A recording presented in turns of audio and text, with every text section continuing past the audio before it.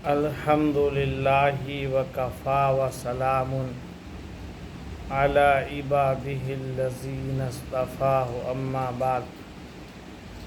محترم سامعین، ایک ضروری بات یہ ہے کہ نماز جو پڑھنے آتے ہیں تو اگر کوئی شخص مسجد میں ایسے وقت آیا کہ نماز شروع ہونے والی ہے اور وہ وضو کر رہا ہے، اسے اطمینان سے وضو کرنا چاہیے، اس لیے کہ وضو صحیح ہوگا تو نماز صحیح ہوگی۔ اطمینان سے وضو کر کے تکبیر تحریمہ میں شریک ہو، اور اگر تکبیر تحریمہ نکل گئی ہو تو امام کے ساتھ شریک ہو جائے اللہ اکبر کہہ کر۔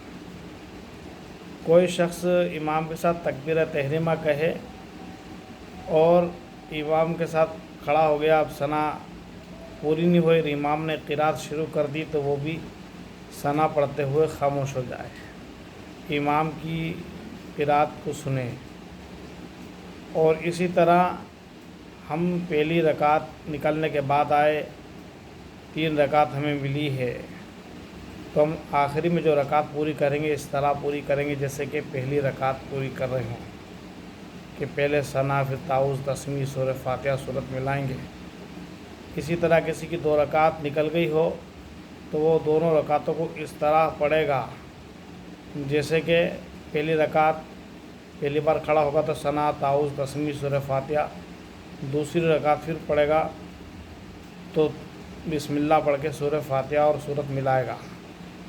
اسی طرح کسی شخص کی 3 رکعت نکل گئی ہو تو 2 رکعت تو جیسے میں نے بتائی اسی طرح، اور تیسری رکعت میں صرف سورہ فاتحہ پڑھ کے اور سلام پھیرے گا۔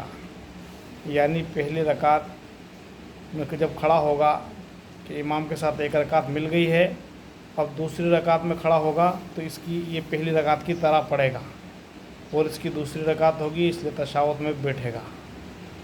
اور جب تیسری رکعت میں بھی کھڑا ہوگا تو سورہ فاتحہ پڑھے گا، صورت ملائے گا۔